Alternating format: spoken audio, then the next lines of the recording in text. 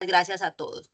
Ahora sí, ya estoy grabando la sesión. Bienvenidos a una nueva sesión de las 9ª jornadas de formación para semilleros de investigación de la Universidad Cooperativa de Colombia. Mi nombre es Judy Mayer de Ariza López y me acompaña el profesor John Jairo Mosquera Ruiz, quien nos va a dar el taller de oratoria. Espero que se lo disfruten muchísimo. El profesor ahora entonces pues realizará su presentación. Aquí lo tengo conmigo, entonces ahora realizará su presentación para cada uno de ustedes. Al finalizar, el profesor va a dejar un taller, ¿listo? Les va a explicar cuál es la modalidad del taller, cómo lo deberían resolver, hasta cuándo hay plazo para entregar el taller y que se pueda certificar la competencia en oratoria. Entonces, sin más preámbulos, yo le voy a dar paso al profesor. Cualquier duda, inquietud que ustedes tengan al respecto, pueden escribir en el chat y o levantar la manito y el profesor pues le dará la oportunidad para que ustedes puedan expresar igual sus inquietudes. Recuerda que es un taller de oratoria, por ende queremos muy buenas participaciones el día de hoy, que no se vayan a quedar de pronto silenciados, sino que puedan también participar.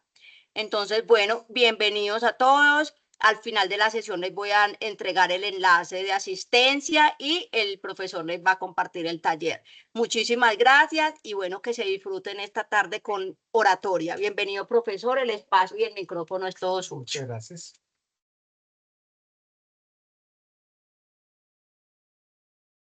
Ella tiene el micrófono. Ahí Sí.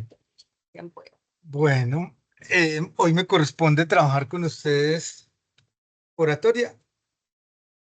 Soy licenciado en Español y Comunicación Audiovisual y digamos que una de las pasiones que tengo es la comunicación.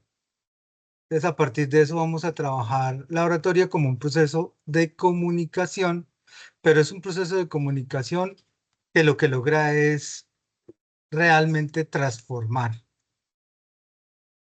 Comunicar significa entonces transformar.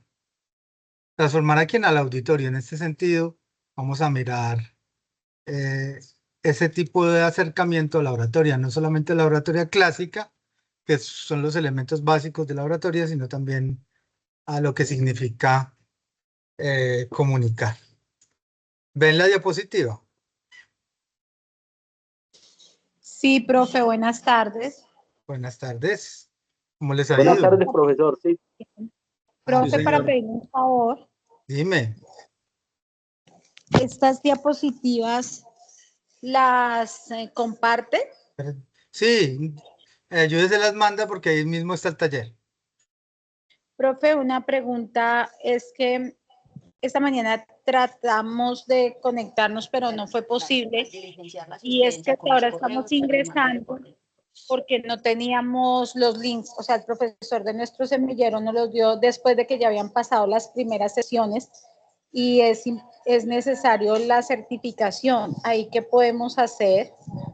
Ah, pero eso es una pregunta más para Judy. Ah, Lo de esta mañana. Pues yo creo que una vez terminado el proceso, aquí está ella. Pregúntale, Diana. señorita Judy, buenas tardes. Es que pues esta mañana no logramos contactarnos, no sé por qué nos sacaba de la plataforma y hasta ahora estamos ingresando, somos estudiantes del profesor Gaitán del Espinal, pero pues no nos habían compartido antes pues el tema del curso y ya pasaron unas fechas. ¿Hay cómo tener acceso o cómo se puede hacer para la certificación? Bueno, realmente pues o sea, se certificará la competencia una vez el ponente haya enviado el taller para que ustedes puedan resolver. ¿A quiénes se les envía el taller?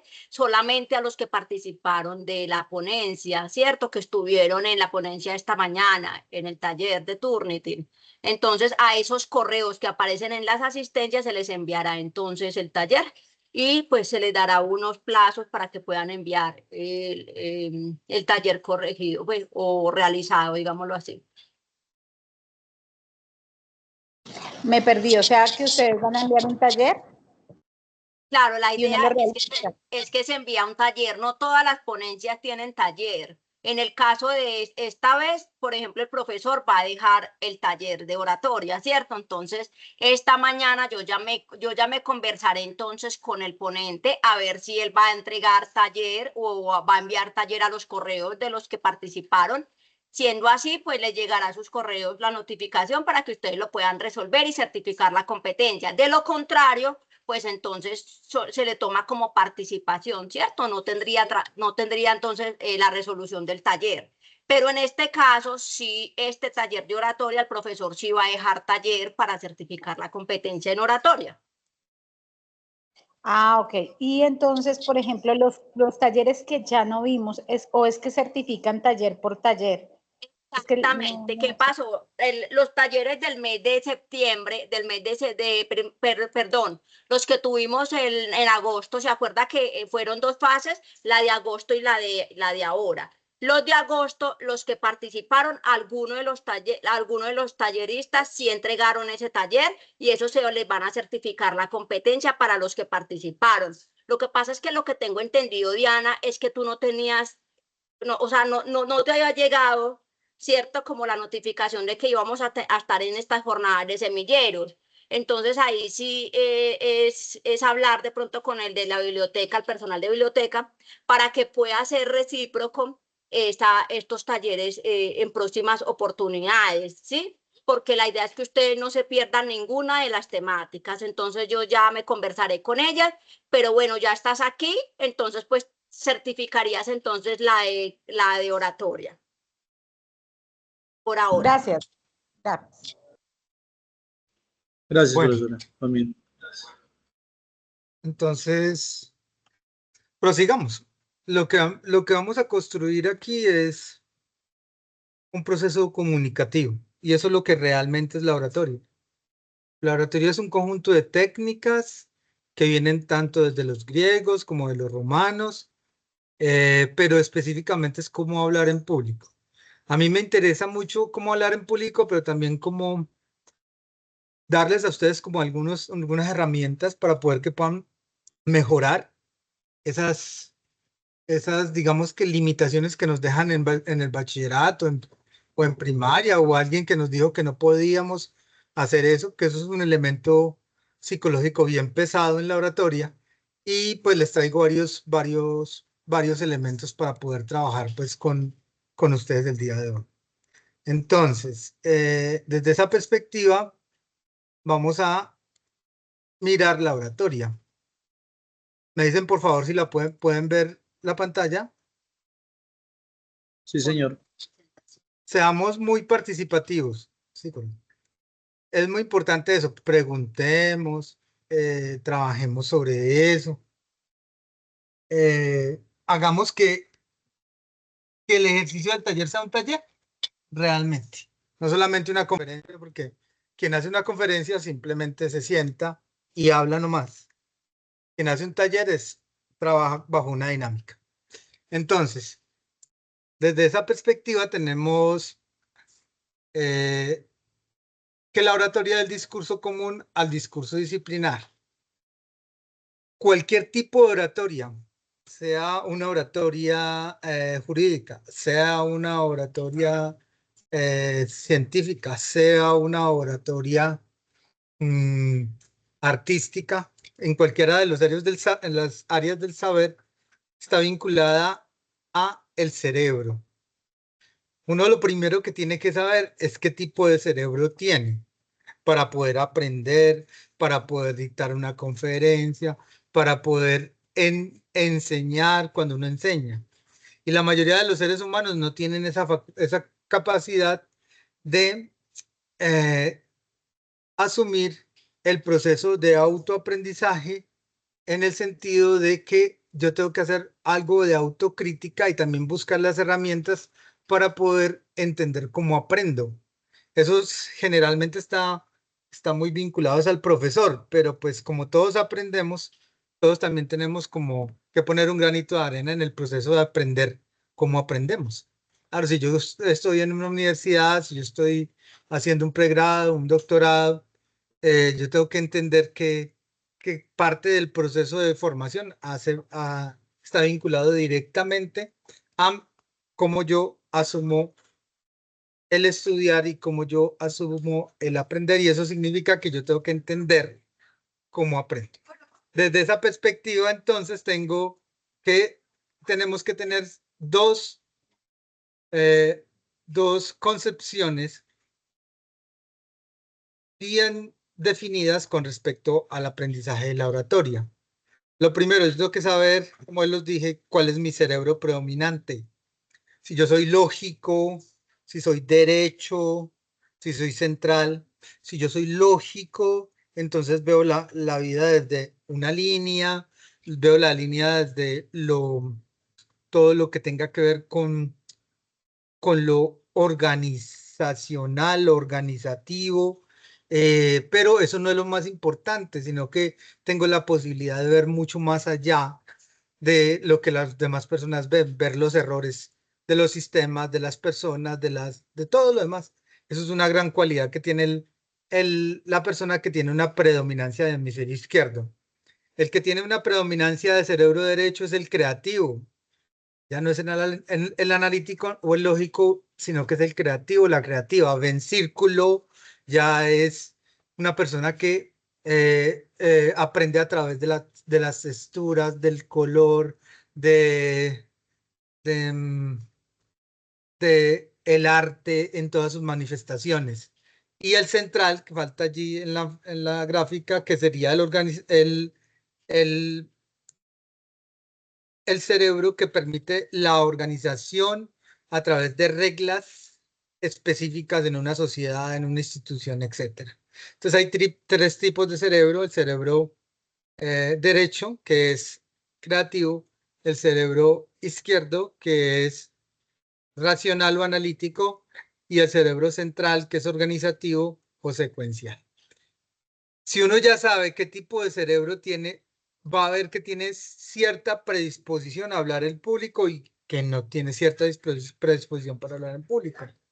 Las personas que son de hemisferio izquierdo, como lo que funciona en ellos es el neocórtex, la corteza, la última corteza que se desarrolla a nivel evolutivo en el cerebro, entonces ellos tienen la posibilidad de hablar fácilmente en público, memorizan fácilmente, en la mayoría de los casos memorizan fácilmente, es habitual en ellos la lectura o en ellas la lectura, es habitual en ellos o en ellas la crítica, es habitual en ellos o en ellas tratar de transformar o reformar, ¿cierto? Entonces, cuando uno como lógico, como analítico, habla en un discurso y genera un discurso, no importa el ámbito que sea, uno tiene todas las de ganar.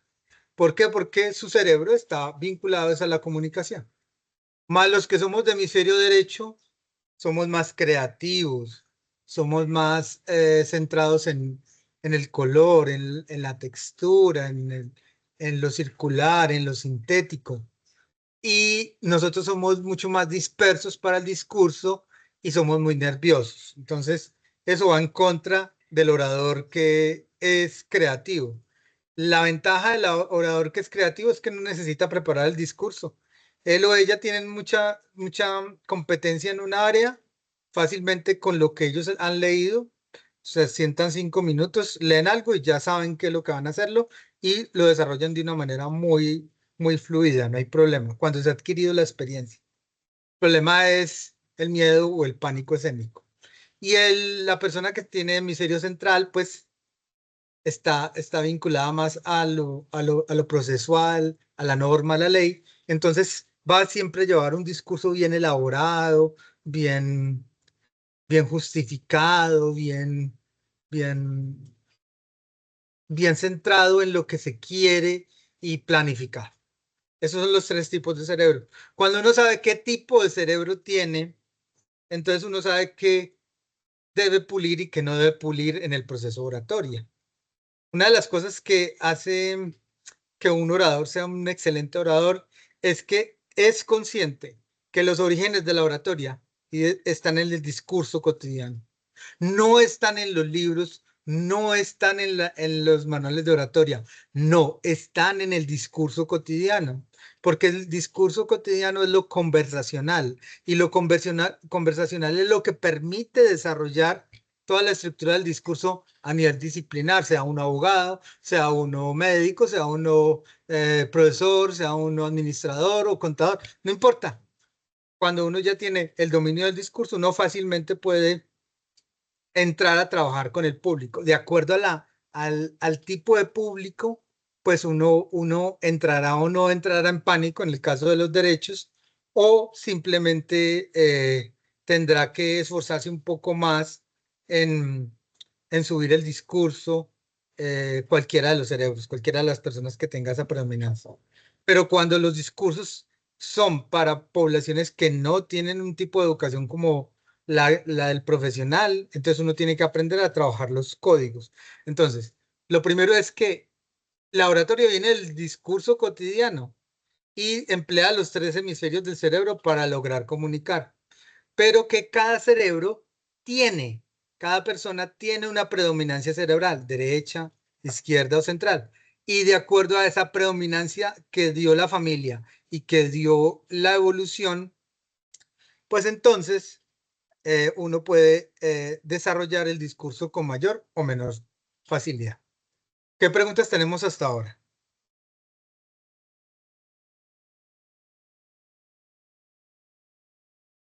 ¿Tenemos alguna pregunta?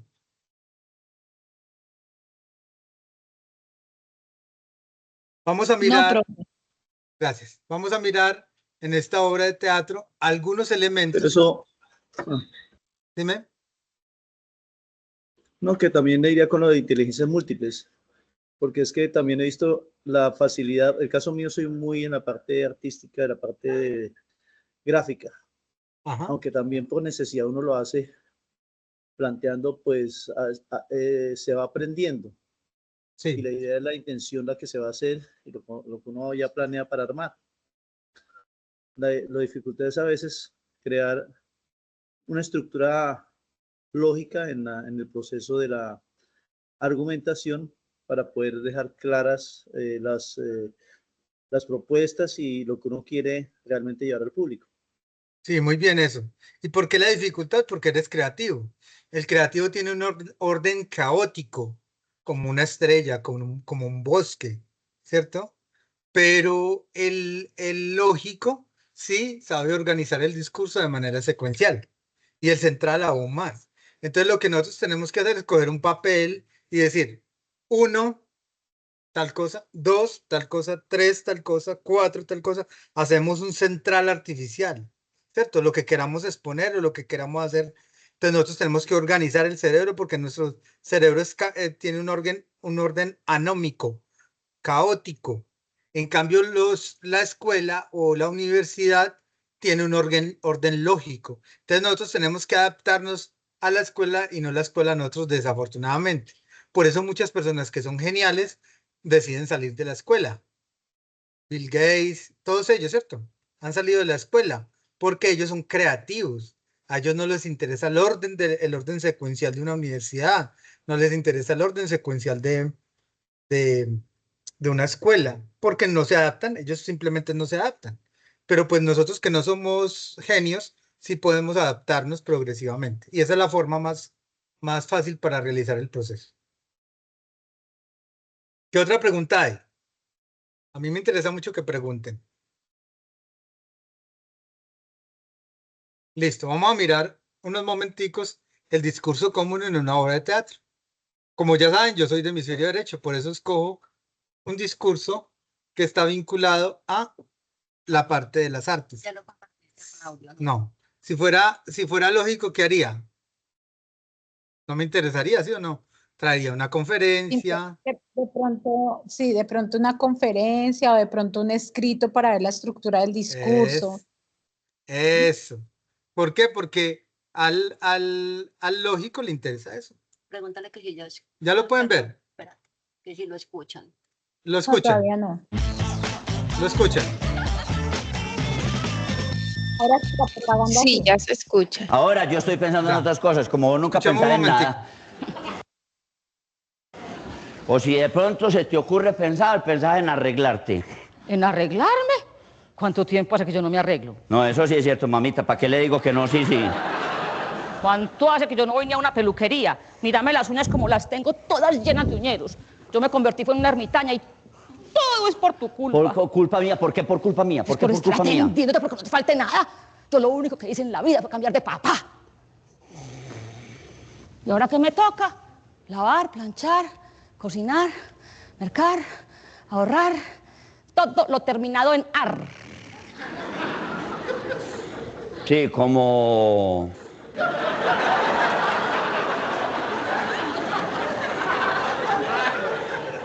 hacer el amor.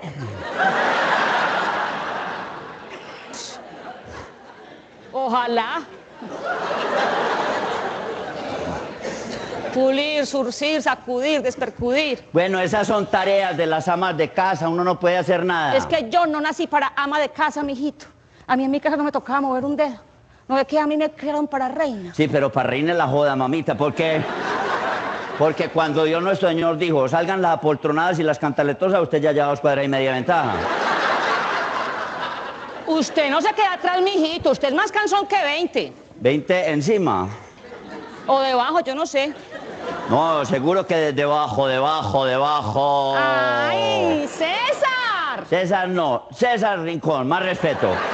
Muy bien. Ahí que vimos en el discurso, en ese tipo de discurso, que es un discurso del teatro. ¿Qué podemos ver allí? Presenta argumentos que justifican lo que piensan ambos. Ajá.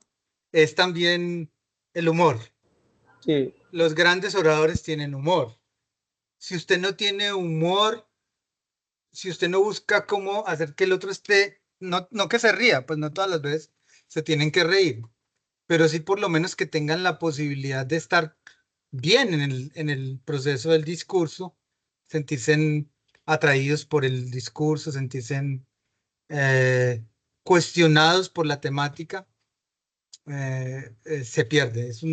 Digamos que es uno de los grandes elementos de la oratoria, el humor. No el chiste, el humor. Ellos están haciendo allí chistes, pero realmente el humor es lo que te permite entender esa dinámica de lo que es realmente el asumir que el discurso sea para todos. No es un discurso solamente para uno, ¿cierto? Es un discurso que comunica. ¿Preguntas hasta ahí? ¿No hay preguntas?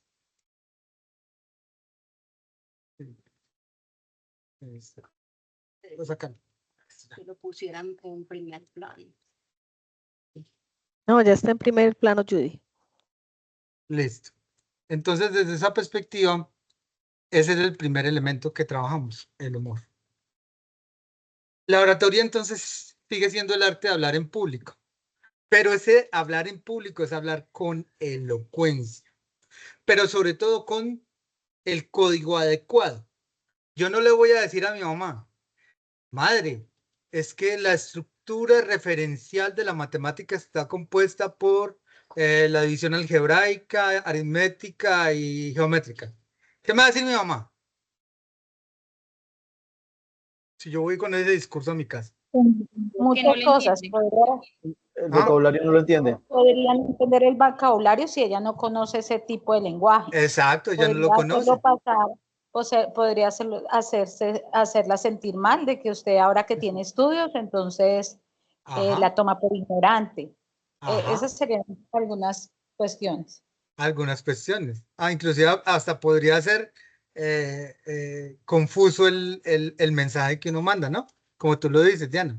Entonces, desde esa perspectiva, yo conociendo a mi mamá me haría un chiste, pero otras personas no lo harían y se sentirían mal.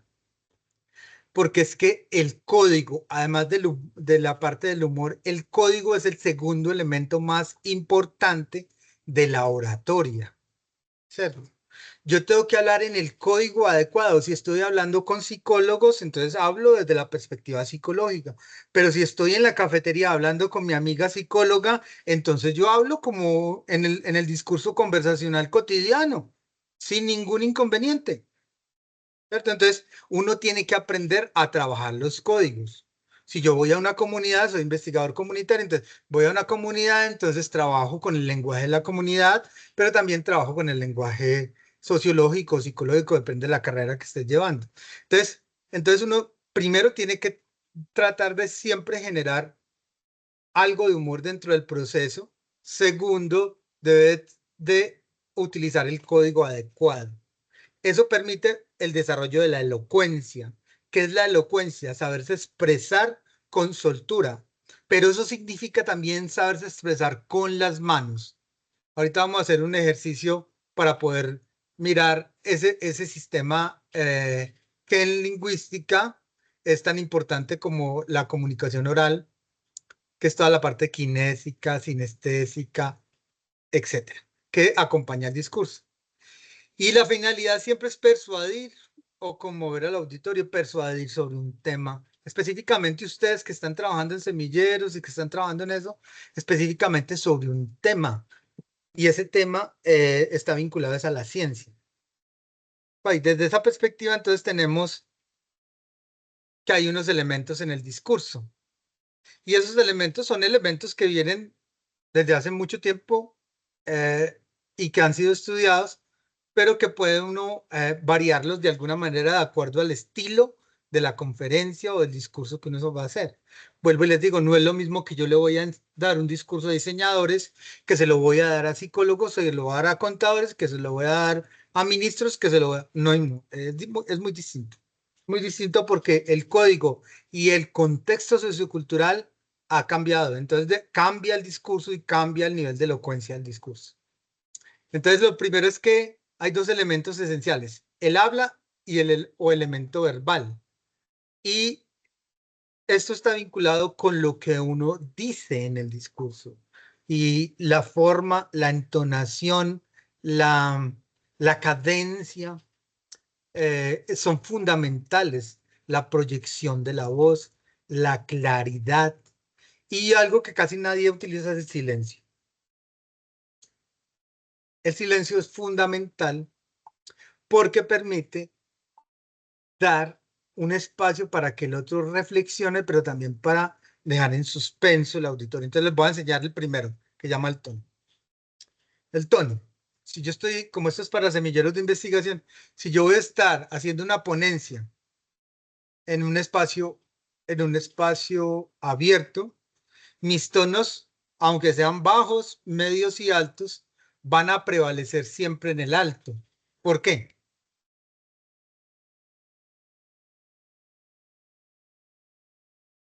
¿Por qué?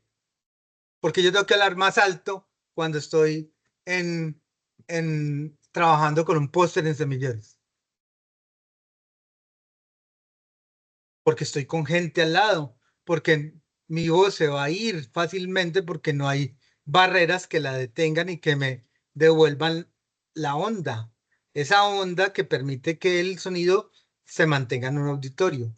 Cuando estoy por fuera, a pesar de que tengo la posibilidad de hablar con el otro, mis tonos deben de ser altos para que me puedan entender. Yo no puedo hablar así, suavecito, porque no me va a entender el evaluador, ni me van a entender los conferencistas y ni el público, ni va a ser adecuado para el público. El público se va a aburrir con un tonema bajo. Entonces hay tres tonemas. Tonema bajo, tonema medio, tonema alto. ¿Alguien levantó la mano?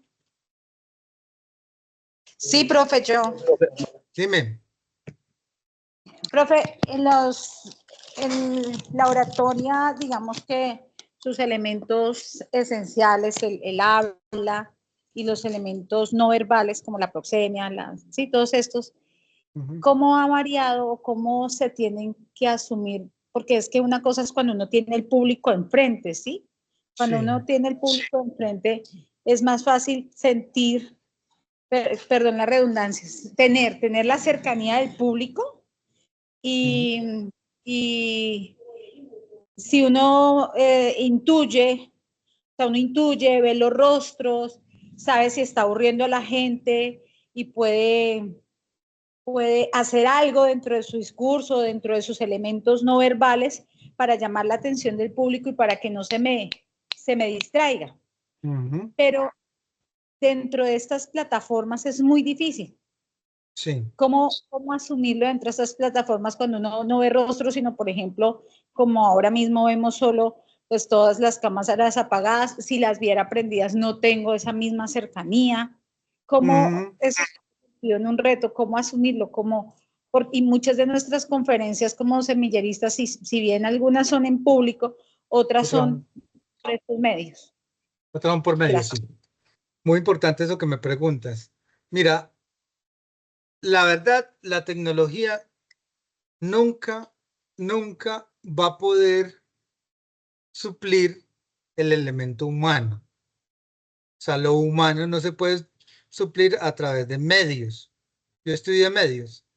Entonces, una de las cosas que a uno siempre le enseñaban los profesores de medios es que es algo medial. Es decir, que si es algo medial, es algo que trata de acercarte al otro, pero eso nunca te va a vincular con el otro, como cuando estás de frente en una conferencia y puedes ver el rostro del otro, puedes ver la sonrisa o puedes ver que aburres a la otra persona y cambiar de estructura, ¿cierto? Eso ya no se puede hacer. ¿Qué es lo que uno puede hacer? La imagen que tienes allí, el video que les puse, esos elementos que son paravisuales, que son parte del discurso audiovisual, permiten como cierta cercanía. Pero yo que estudié, por ejemplo, el doctorado a distancia, que es bien duro, a mí me dicen, bueno, es que usted hizo el doctorado a distancia, eso es muy fácil. No, no es muy fácil, porque cuando tú haces el doctorado al frente de las personas, pues tienes alguien que te ayuda, tienes alguien que, ¿cierto? Cuando tú no lo haces presencial, pues te toca que contratar gente o hacer cualquier otra cosa para poder entender esa vaina que tienes al frente. Entonces se pierde lo humano, se pierde la comunicación, se pierden muchas cosas. Y eso es inevitable. Lo que uno puede hacer es con los paramedios o los elementos paravisuales que están vinculados al discurso de ir generando un ambiente adecuado. La pregunta, ¿qué le queda a uno? Le quedan los tonos, no más los tonos, entonces le quedan los tonos, los silencios. Eso que yo he hecho constantemente. Si me vieran en este momento, entonces yo estoy moviendo las manos, porque es que si uno no mueve las manos en un discurso, entonces no construye el discurso, porque el discurso es tanto del elemento del habla como del elemento no verbal, ¿cierto? Entonces uno tiene que saber expresarse. Ahorita lo vamos a ver en ejercicios. Pero realmente lo que tú dices es verdad, se pierde ahí más o menos por ahí un 40% de la posibilidad de comunicar. Y lo único que hay para poder medio organizar eso es los medios, el video, la fotografía y los tonemas. Ser muy ávido, muy ávida en cómo utilizar los tonemas y también los silencios. Ok, Diana, muchas gracias por la pregunta. Bueno, entonces, los tonos bajos tienen una función en el discurso. Los tonos bajos son para cuando la gente esté exaltada o usted quiera regañar a alguien, sin ser grosero o sin ser grosera. Usted baja la voz y mira directamente a la persona que está hablando. Y luego sigue con su discurso. Y luego se tira al tono medio. En el tono medio ya hay más expresión. Y luego el tono alto, ya para llamar la atención. Entonces en el tono bajo es para eso. Para cuando el ambiente esté muy ajetreado, uno baja la tensión o para dejar descansar a la persona. El tono medio, que es el que estoy utilizando en este momento, dime. Pedro Pablo tiene la manito levantada, no sé si quiere intervenir. Pedro Pablo, bien puedas. Gracias, no, pues mirando de lo que está hablando, pues uno siempre tiene pendiente las cosas que va a hacer, si es persuadir, conmover, enseñar, lo que vaya a trabajar. En el caso de mi profesión, lo que yo siempre he tenido pendiente es cuando uno tiene claro en el caso de la exposición que se va a hacer, siempre recuerdo que una cuestión, usted hablaba de la parte humorística, y a veces es lograr que la persona se vincule de alguna manera a lo que se está hablando. En el caso de Jesús, por ejemplo, no se habla directamente a través de parábolas. Entonces, muchas Exacto. veces es una herramienta que no solamente permite persuadir a la persona, sino de pronto asociar a las cosas. Porque cuando usted dijo lo de la mamá que dijo, decía matemáticas, de pronto no le entiende por lo que usted dice de lenguaje. Entonces uno lo que hace muchas veces es crear un escenario, una idea que permita visualizar aquello que estoy tratando de hacer. A veces las personas entendemos más cuando se asocia que cuando sencillamente se habla. Entonces es Exacto. una de las características porque muchas veces nosotros manejamos un área, una materia específica, y pues para nosotros el vocabulario es más, como es un ya avanzado, pues es más preciso. Más Pero a preciso. veces es el mismo vocabulario, pero a través de una historia diferente, un cuento diferente que permita al público no aburrirse ni nada, sino asociar con algo. Y lo que su merced decía es muy cierto, la parte del humor, ¿no? Muchas veces el humor viene mezclado también con, cuando usted se acuerda del chiste tal, entonces fue tal tema. Entonces es Ujú. una parte muy importante, ¿no? Gracias. Y tú hablabas de un orador que era muy importante, que es Jesús. Entonces, Jesús sabía, porque Jesús era una persona muy inteligente, una persona formada, no era el hijo de un carpintero, sino que era el hijo de un arquitecto. Entonces era una persona muy formada en Jerusalén y él sabía trabajar el Midrash arábico, el Midrash agrábico, la parábola, el cuento corto. Y él en los discursos, para que la gente le entienda, él Las figuras asume literarias. a las figuras literarias en general de su época y de su cultura para que la gente pueda acercarse a ellas. Es un excelente ejemplo. Muchas gracias, Pedro. Entonces, desde esa perspectiva, el segundo elemento es la proyección de voz. Yo a toda hora no tengo que estar gritando y gritando y gritando en un discurso porque entonces todo el mundo se va a sentir regañado. Dice, señor, no está regañando, señora, no está regañando. No, uno tiene que hacer la variación de voz. Y de acuerdo al tipo de público y a la distancia que estén las personas al fondo, usted tiene que proyectar la voz. Si usted tiene mucho público, son 80, 90 personas, y atrás están a 2 metros, venga, utilice el micrófono, porque toca utilizar el micrófono y module la voz para que llegue la voz adecuadamente a la parte de atrás. Hay que pensar en todo el auditorio. Generalmente uno va antes al auditorio y mira cómo es el auditorio como para poder construir eso. Eso es un ejercicio muy interesante que muchas personas no hacen. O lo mira en internet, cualquier cosa, para saber más o menos dónde es que uno se debe ubicar en la parte de la proyección de la voz. La claridad.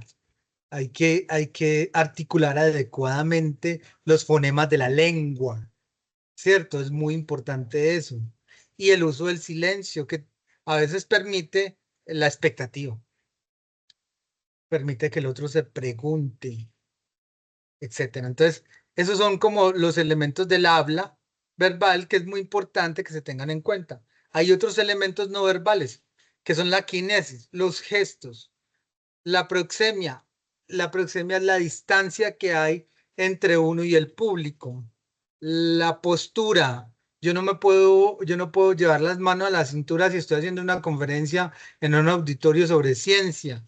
Tengo que tener posturas mucho más formales. Y el contacto ocular, que es una de las cosas que hace que muchas personas como que entren en pánico escénico. Y eso es fundamental, pues, entenderlo. Son los elementos. Preguntas hasta ahí.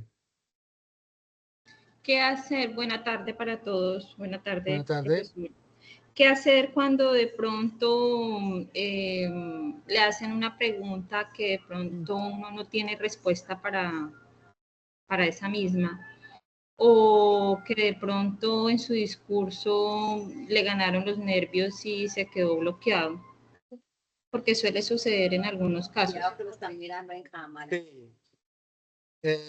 Entonces, mira, cuando uno no sabe algo, cuando uno no sabe algo, yo te sugiero que digas que no lo sabes, que seas muy honesta y que sean muy honestos en eso. Y yo empiezo siempre mis clases en psicología diciéndoles, yo no me las sé todas, tengo algunos conocimientos, pero lo que yo no sé, se los traigo de tarea, no hay problema. Es mejor no inventar, porque no inventar es fundamental para poder construir una relación discursiva adecuada con el otro. Claro, si yo le digo eso, listo, entonces les dejo el número para que preguntes o algo puedes decir cuando es una conferencia abierta, pero trata de no decir mentiras, pero obvio, si tú sabes sobre el tema, tienes los elementos del tema, así no estés del todo segura o seguro, pues por lo menos tienes como fundamentarlo y desde el fundamento, dilo. Es muy importante y más en semilleros de investigación, porque en semilleros de investigación uno no puede quedar pensando que el otro le debe responder a uno, no, uno responde. Para eso está su compañero o su compañera que le puede complementar.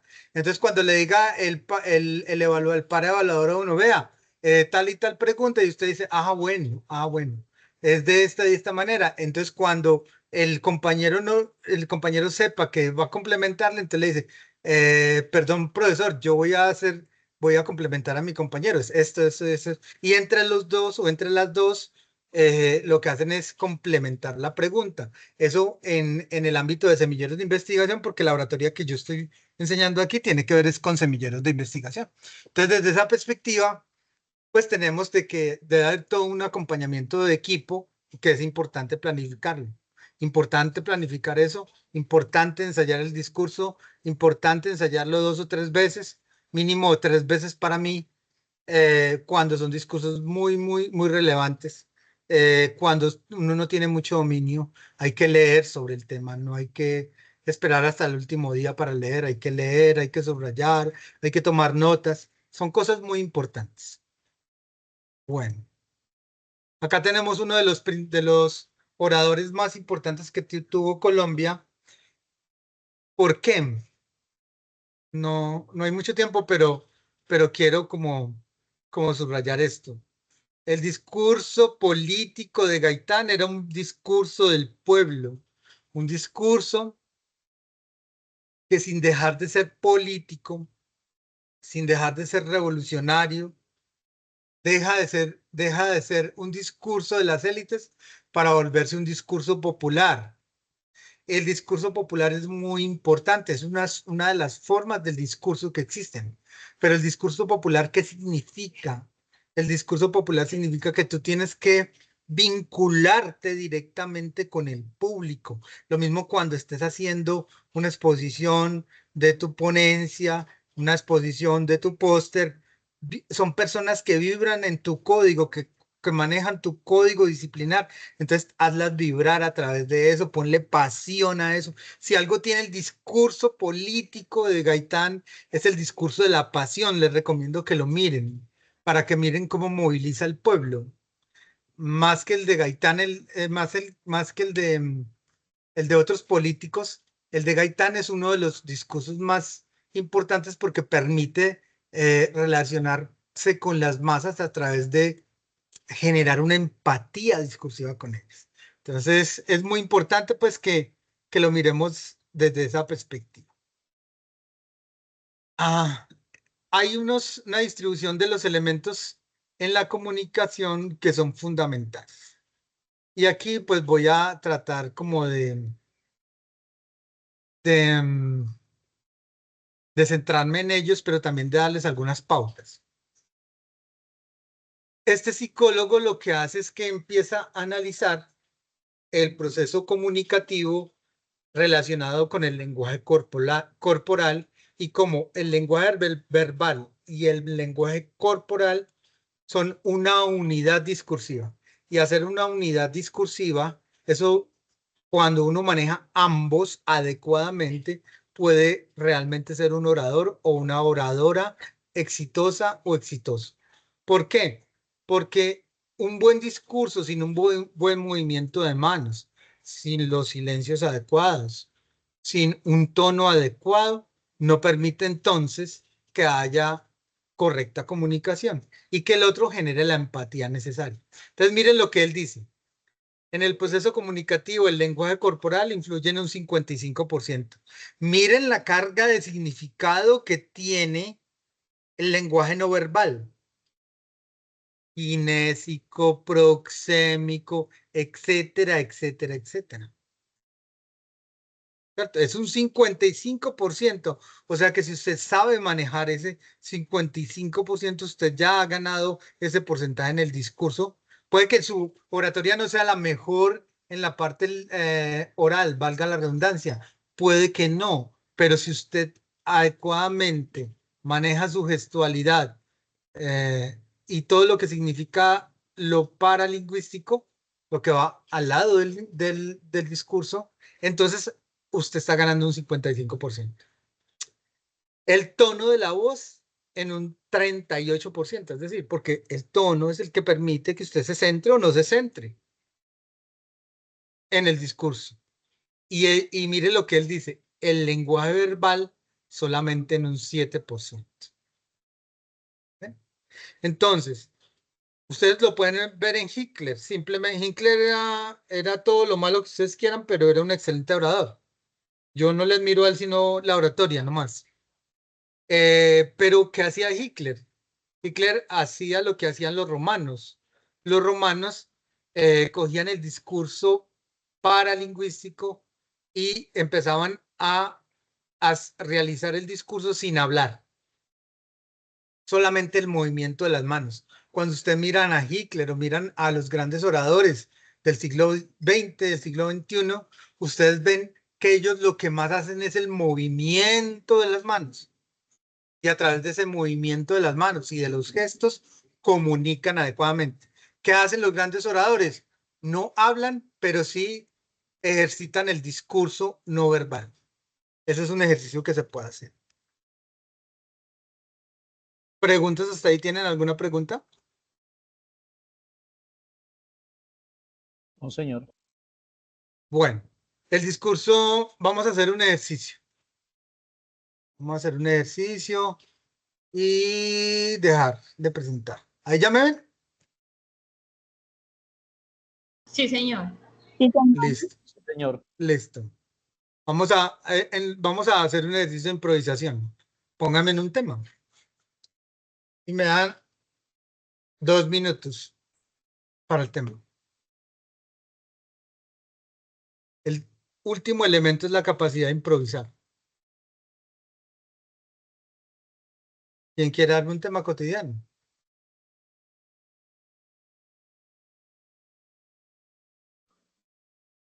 ¿Nadie quiere darme un tema? Cualquiera. ¿Qué tan importante rutina. puede hacer la IA en el derecho?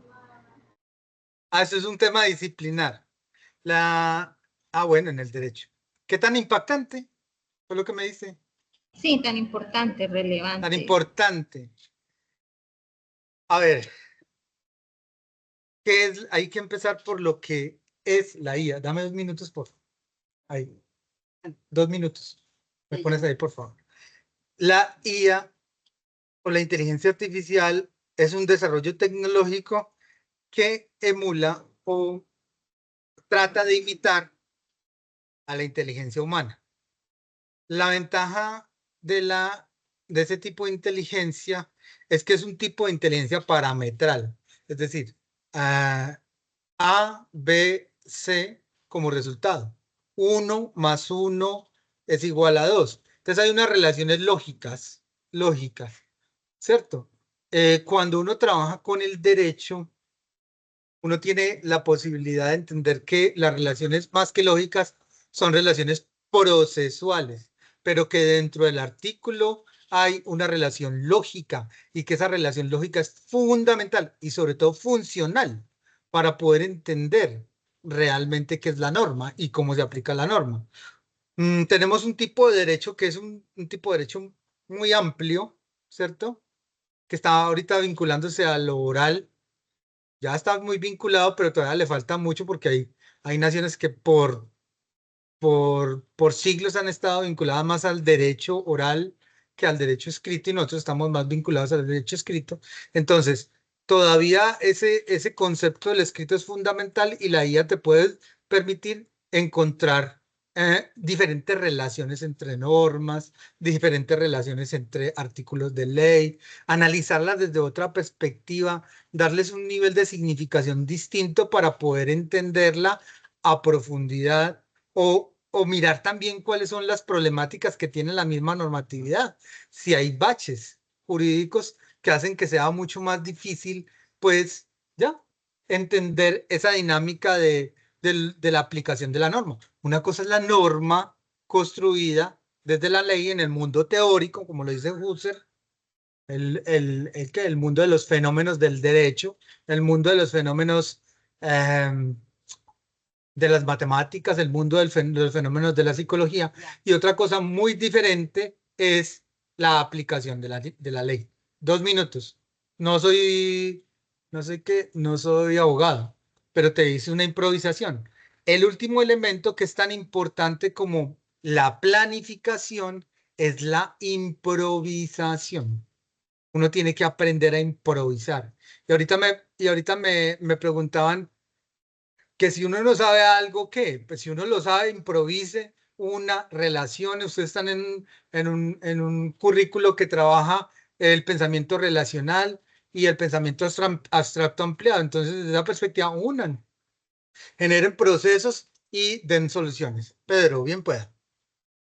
Puedo observar que su merced empezó con la definición, o sea, y estructuró, tiene la capacidad, o sea, internamente cuando usted comienza a hablar, comienza a hacer estructuras desde lo general, el concepto general, la asociación, cómo va funcionando, hasta que nos trae a lo que usted opina. Entonces, eso es una estructura que a veces también es bueno tenerla en cuenta cuando uno lo va, pues de pronto, ya por la experiencia suya. Y porque gracias por esa observación, y porque mi cerebro es derecho. Yo siempre empiezo desde lo general y empiezo luego a lo particular, mientras que la persona que sea lógica siempre va a empezar desde lo particular y va subiendo a lo general. ¿Ven?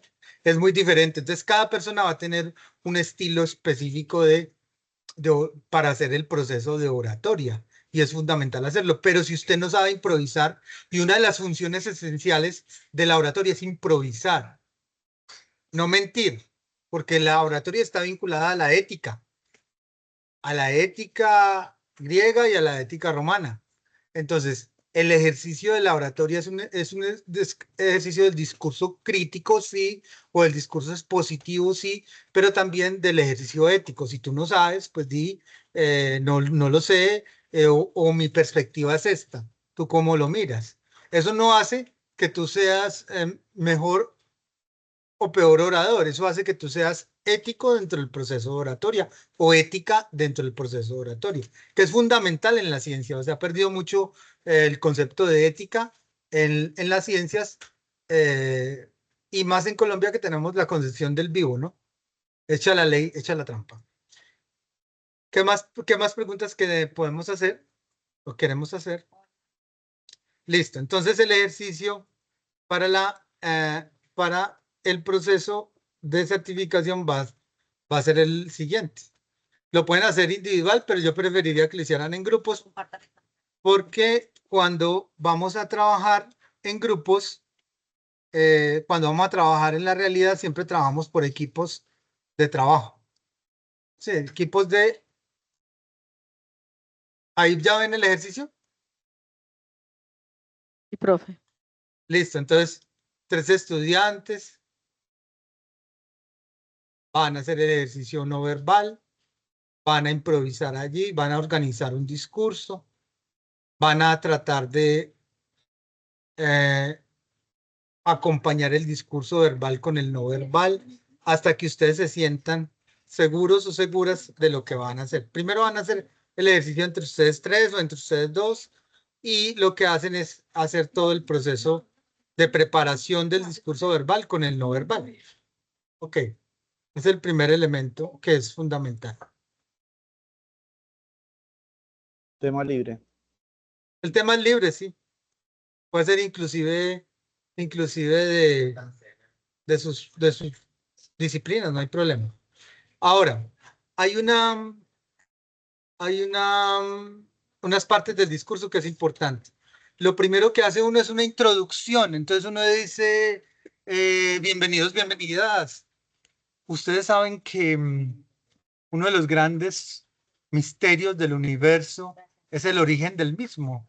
Entonces uno puede empezar con una pregunta, algo que tenga que ver con el tema que uno está trabajando, obviamente, y usted luego lo empieza a relacionar.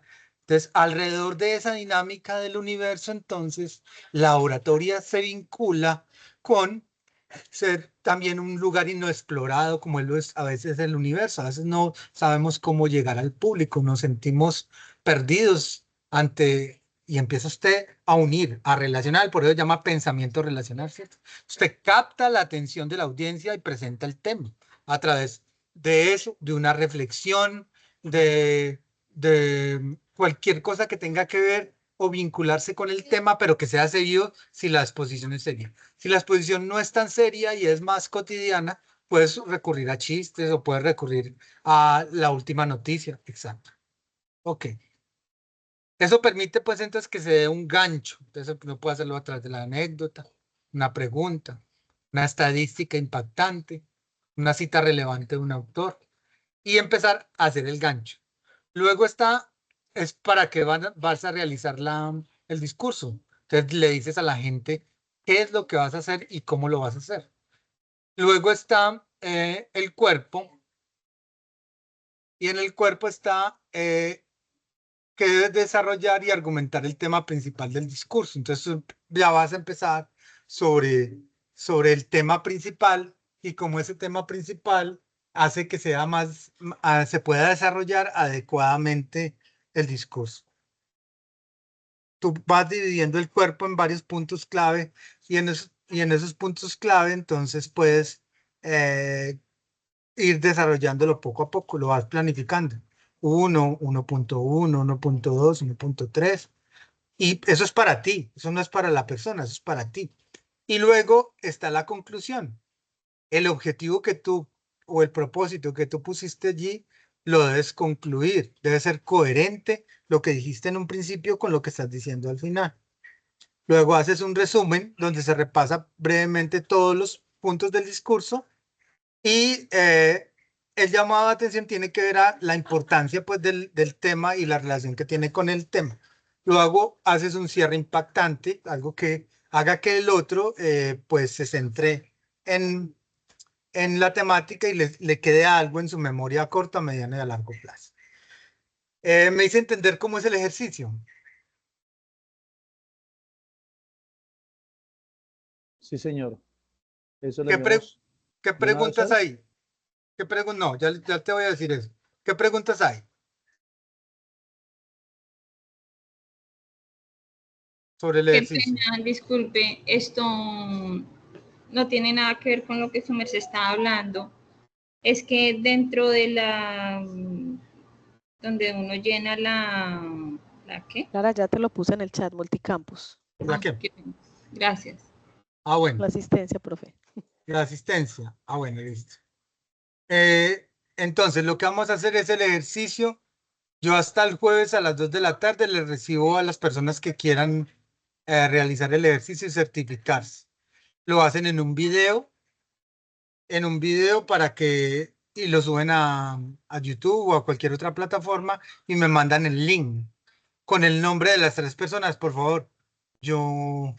Es muy importante que me manden los nombres porque pues no voy a saber a quién le mando a la compañera para que me certifique, pues no tengo el don del análisis profundo de saber cuáles son los nombres de ustedes todos. Entonces hay personas que me mandan un trabajo, pero no me mandan el nombre. Es muy importante que me lo manden todo completo para que ella pueda hacer el proceso de registro adecuadamente y les salga certificado también. Preguntas alrededor de esto.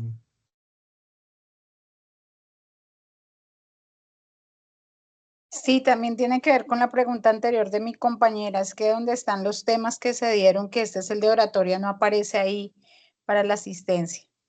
Porfa, No aparece- seleccionan semilleros de investigación regiones, por favor. No aparece para la asistencia, no entiendo. Profe, ahí está, les puse en el chat, deben seleccionar semilleros de investigación regiones. Sí. Ah, bueno, pero eso es como para... ¿Qué necesita? Mira, porque no entrarla. Hola, tiempo es. Para Ya, Judy, es que estábamos revisando porque están preguntando cuál es el nombre de la actividad y no les va a aparecer. O sea, hay una actividad relacionada a oratoria, pero deben seleccionar semilleros de investigación regiones, por favor. Y Gracias, en el Nancy. campus que organiza la actividad, multicampus, por favor. Profe, disculpe, qué pena, es que cuando estaba llenando la información, su merced estaba hablando acerca del ejercicio. ¿Un máximo de cuánto tiempo? Que no escuché. De 5 minutos, no hay problema. De 10 minutos, si quieren. Algo corto, donde se pueda ver el proceso y ya. No hay ningún inconveniente. Profe, está preguntando María Fernanda Arévalo, ¿es obligatoria la actividad? Si se quieren certificar, si es obligatoria. Si no se quieren certificar, no hay problema. Gracias, profe. ¿A dónde es que la enviamos, profe? La envían a mi correo john.mosquera. Ya se los vamos a escribir en el chat.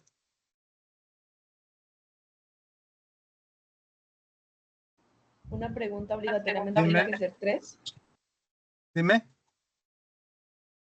Obligatoriamente tres tienen que personas. ser 3 compañeros. No. Yo les dije que podría ser de 3, de 2 o una persona solamente si quieren hacerlo. Pero pues lo más óptimo es trabajar en equipos, pero si no, no hay problema.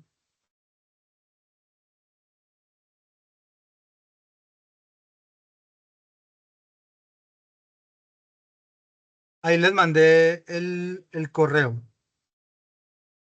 Ahí me lo Y pueden aquí- mandar hasta el jueves a las 2 de la tarde. Aquí nos comparte las diapositivas, Doc. Yo tengo una Sí, consulta Dime. con la sesión de esta mañana de Turnitin. Estaba ingresando, bueno, ingresé un poco tarde porque no me estaban dando el acceso y ahora quiero volver a ver ese video de la grabación, pero me sale que fue eliminado. No sé qué es lo que pasó. No tengo acceso a la grabación. Les voy a poner el enlace donde se están publicando las grabaciones en YouTube para que no tengamos pues el lío con Teams. Ahí vamos a estar publicando las de hoy y las del transcurso de esta semana por si quieren volver sobre la información. ¿Listo? Me dan 2 Bueno, minuticos y ya se los pongo por acá. listo, gracias. Bueno, entonces quiero terminar pues con la siguiente reflexión. Es muy importante en la oratoria, pero sobre todo en la vida, sabernos comunicar. Los grandes problemas de este mundo han surgido por problemas de comunicación, más que por poder o por dinero. Muchas gracias, una feliz tarde. Gracias a ustedes. Muchas gracias. Gracias a usted, profe John Jairo. Excelente sesión, muy amable. Gracias, les voy a profe. poner Hasta la próxima. en el chat. Gracias, compañeros. Listo, Feliz corazón. tarde. Entonces ellos les van a enviar el taller, ¿cierto? Listo, quedamos así. Gracias, bueno, profe, muy amable.